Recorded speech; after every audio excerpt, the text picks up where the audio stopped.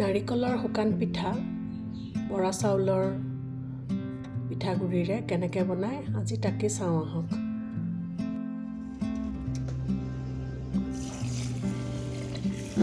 বৰা চাউলখিনি পানীত প্ৰায় 4-5 ঘণ্টামান ভিজালে হৈ যায়, ভাল বৰা চাউল হয় যদি।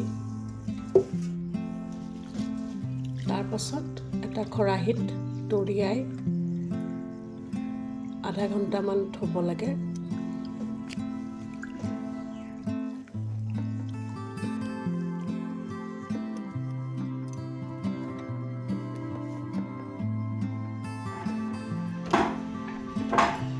তাৰ পাছত ঢেঁকীত চাউলখিনি খুন্দিব লাগে।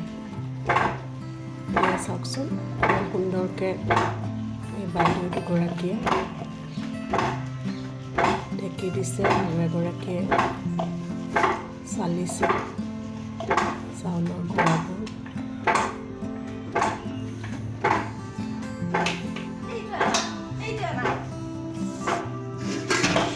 এনেদৰেই খৰাহিত চাউলখিনি তৰিয়াই থ'ব লাগে। তেখেতে পিঠাগুড়ি থ'বৰ কাৰণে ডেক্সিটো খুব ভালকৈ চাফা কৰি শুকুৱাই লৈছে কাপোৰ এখনেৰে মুচি পেলাই।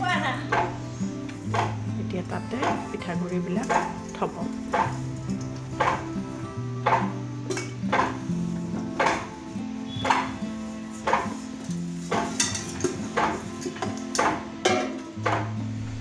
আপোনালোকে আটা চালা চালনীৰেও পিঠাগুড়িবোৰ চালিব পাৰে, নহ'লে বা বাঁহৰ চালনীটো চালিব পাৰে।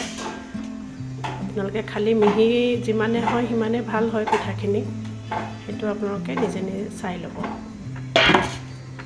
চাওকচোন ঢেঁকীত কি সুন্দৰকৈ পিঠাগুড়িবোৰ হৈ গৈছে আৰু একেবাৰে পাকৈত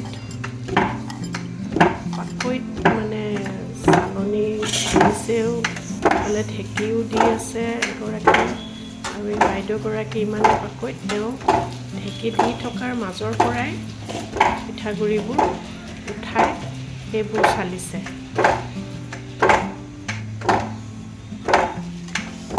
আগৰ গুড়াখিনি আকৌ কাষত থৈছে, আকৌ ঢেঁকী দি থকাৰ মাজৰ পৰাই তেখেতে চাউলৰ গুড়াবোৰ লৈ আছে। এনেকৈ সকলোৱে নোৱাৰে, খুব পাকৈত যিবোৰে সদায় প্ৰায় কৰি থাকে বা ভয় নকৰে, বা এটা চন্দত ঢেঁকীবোৰ যেতিয়া দিয়ে তাৰ মাজে মাজে ফাকে ফাকে চালি থকা গৰাকীয়ে পিঠাগুড়ি উলিয়াই লয়।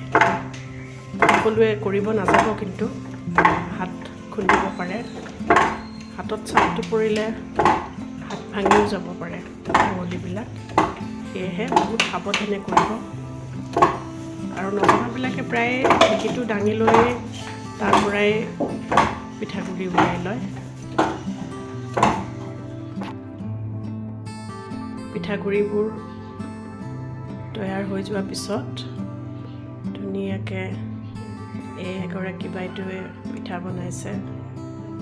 তাৱাত সুন্দৰকৈ পিঠাগুড়িখিনি দি তাৰ মাজত নাৰিকলৰ গাভৰ দিছে।